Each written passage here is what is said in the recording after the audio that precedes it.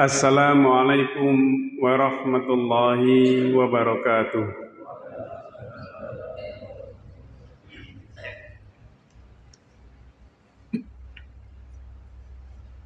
Allahu Akbar,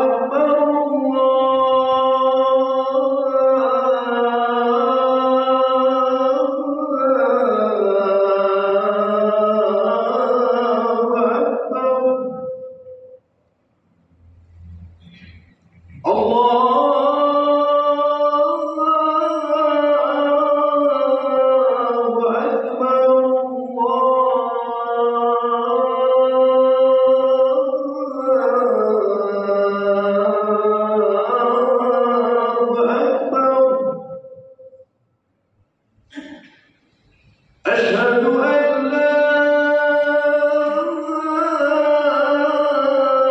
إله إلا الله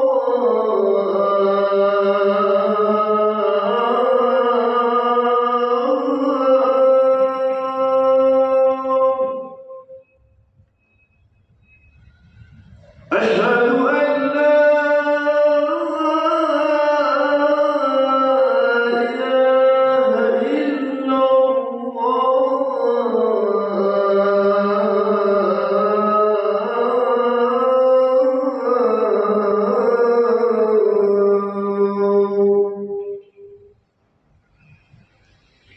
أشهد أن محمدا رسول الله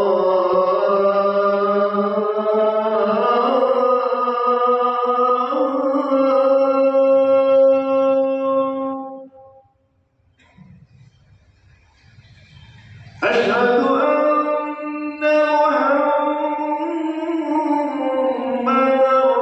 رسول الله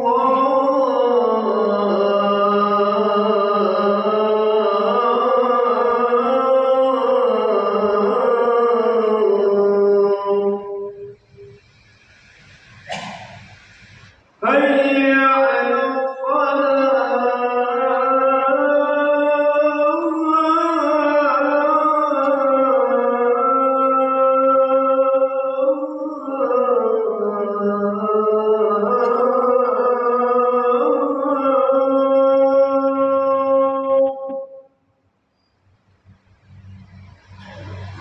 حي على الصلاة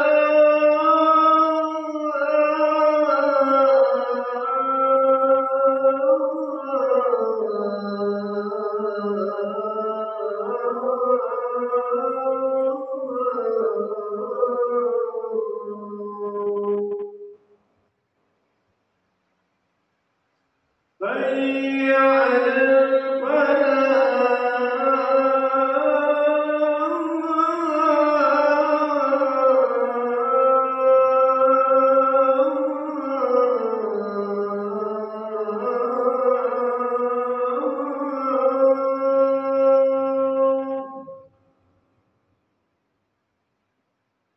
حي على الفلاح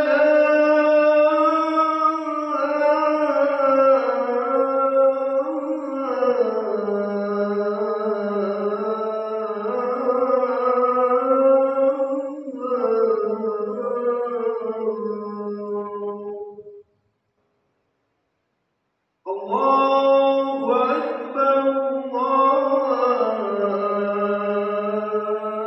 الله أكبر لا إله إلا الله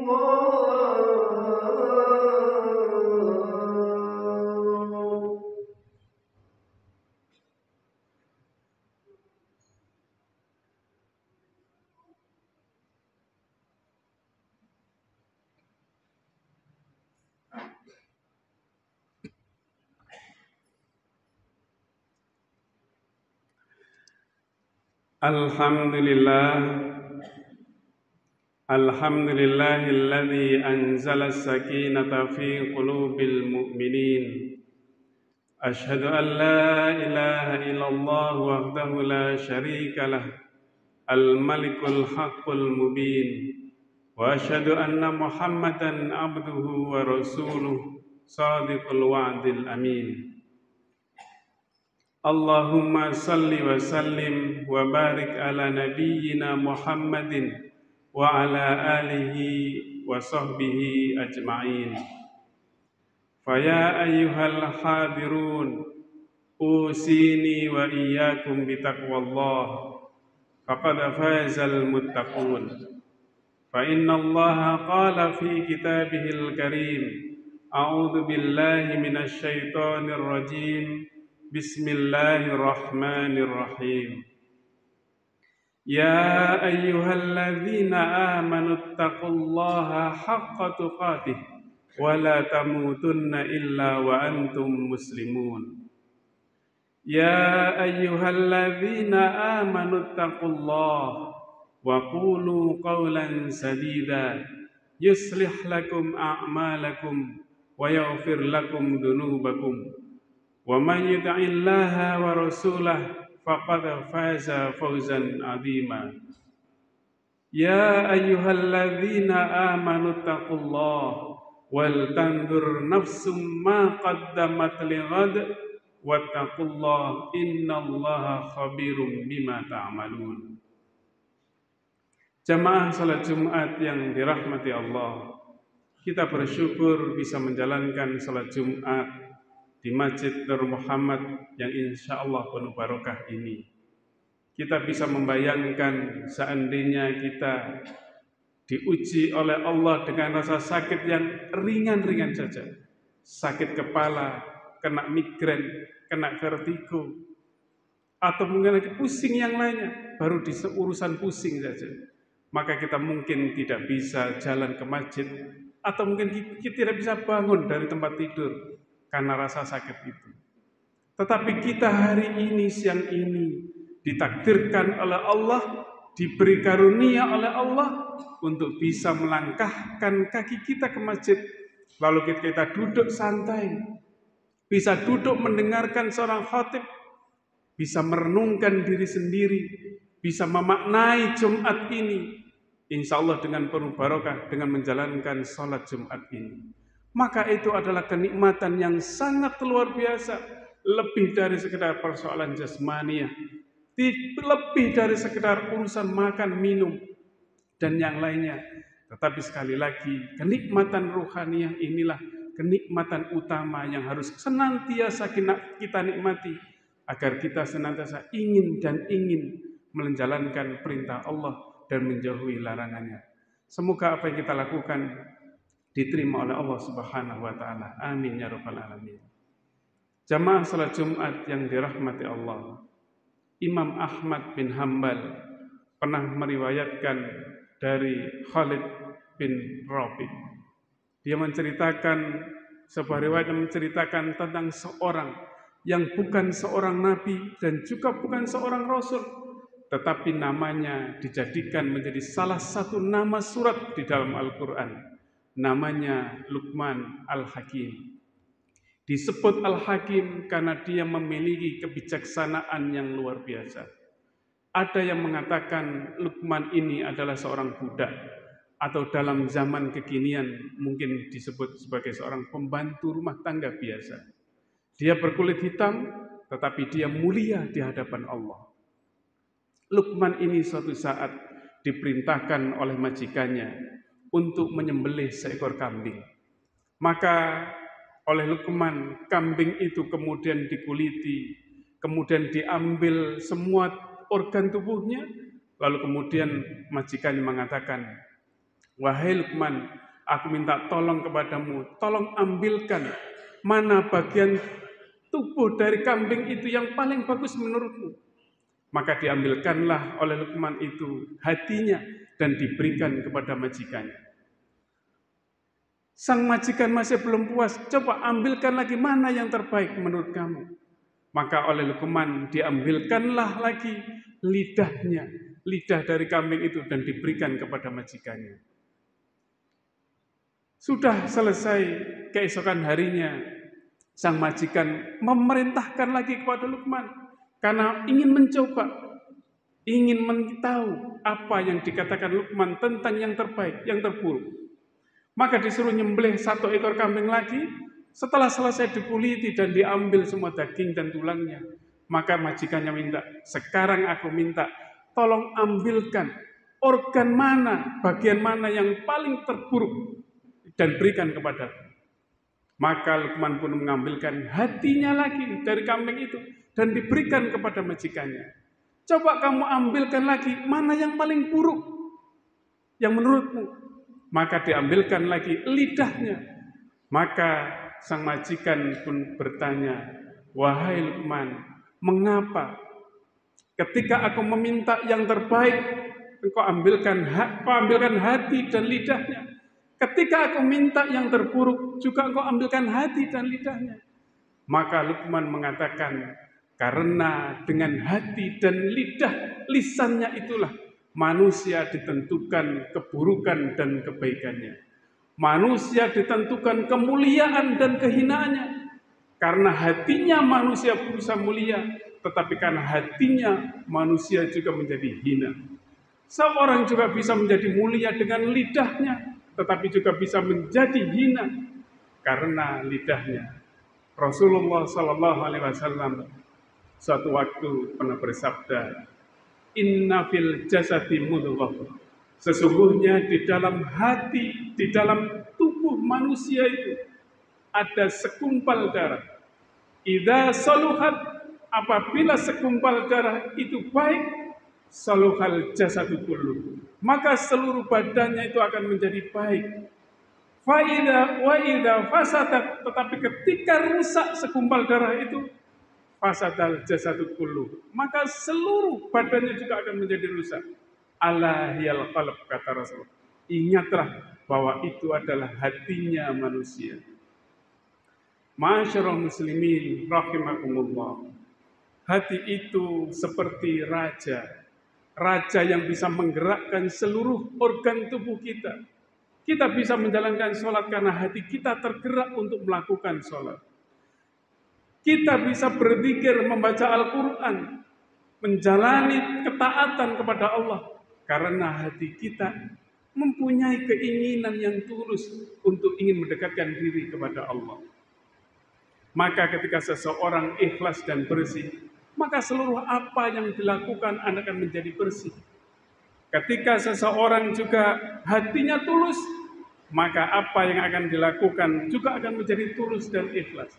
Tetapi sebaliknya, ketika hatinya kotor, ketika hatinya diliputi kepentingan dunia, maka seluruh yang dilakukan oleh manusia dan seseorang itu semuanya akan didasarkan pada kepentingan dunia. Ketika hatinya sudah terbersit keinginan yang buruk, ingin mengelabui orang lain, maka apa yang dilakukan adalah sesuai dengan dorongan hatinya itu. Maka yang perlu dijaga adalah hati kita, yang perlu dijaga sampai di hari akhir nanti. Maka orang yang bisa datang menghadap kepada Allah dengan selamat adalah orang yang punya qalbun salim. Nabiullah Ibrahim alaihissalam dalam surat Asy-Syu'ara itu pernah berdoa kepada Allah, wala tuhzini yauma yub'atsun. Ya Allah, jangan aku buat sedih, jangan buat aku susah ya Allah ketika di hari kebangkitan nanti. Yauma la yanfa'u malun wala banun, di mana hari itu tidak ada berguna harta dan anak-anak kita. Illa man atallaha biqalbin salim, kecuali orang itu menghadap Allah, datang di hadapan Allah biqalbin salim, dengan hati yang salim, dengan hati yang bersih, dengan hati yang suci. Ini hati inilah menjadi bekal kita ketika kita nanti menghadap Allah Subhanahu wa taala. Dan yang kedua adalah lisan kita. Lisan kita ini tidak bertulang. Lisan ini bisa membolak-balikkan fakta. Yang baik bisa menjadi buruk, yang buruk juga bisa menjadi baik. Dengan lisan seseorang bisa beralibi di hadapan publik, bisa membuat perkataan yang seakan-akan benar meskipun sesungguhnya salah. Di dengan lisannya seseorang bisa menyebarkan fitnah ke semua orang. Dan dengan lisannya pula seseorang mungkin bisa berbicara yang berbeda dengan kenyataan di hadapan hakim. Maka lisan inilah yang menentukan baik dan buruknya seseorang. Seseorang bisa mulia karena lisannya, tetapi juga bisa menjadi hina karena lisannya. Maka lisan ini sekali lagi yang harus dijaga. Tetapi nanti sebagai peringatan bagi kita, ketika di hari akhir nanti tidak ada orang yang bisa membela dengan lisannya itu. Kata Allah dalam surat Yasin yang sering kita membacanya, al-yauma nahtimu ala afwahihim wa tukallimuna aydihim wa tashhadu arjuluhum bima kanu yaksibun. Pada hari ini kata Allah, akan aku tutup mulut mereka, akan aku tutup lisan-lisan mereka, akan aku tutup lidah mereka.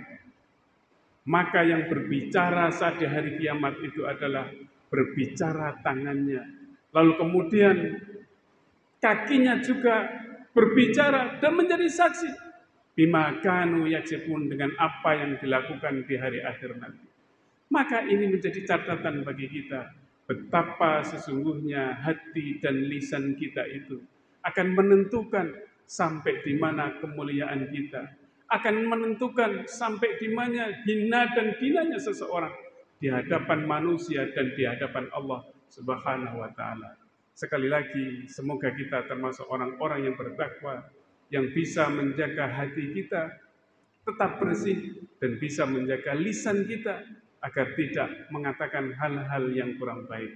Rasulullah bersabda, "Man kana yu'minu billahi wal yaumil akhir falyaqul khairan aw liyasmut." Barang siapa di antara kalian yang beriman kepada Allah dan hari akhir, falyaqul khairan, maka berkata baik-baik saja. Aw liyasmut, kalau tidak bisa, sudah berdiam saja. Itu lebih baik kata Rasulullah. Semoga sekali lagi kita termasuk orang-orang yang bisa menjaga lidah kita, menjaga hati kita di hadapan manusia dan di hadapan Allah Subhanahu wa taala. Aqulu qouli hadza wa astaghfirullah li wa lakum wa li sairil muslimin wal muslimat min kulli dzamb fastaghfiruhu innahu huwal ghafurur rahim.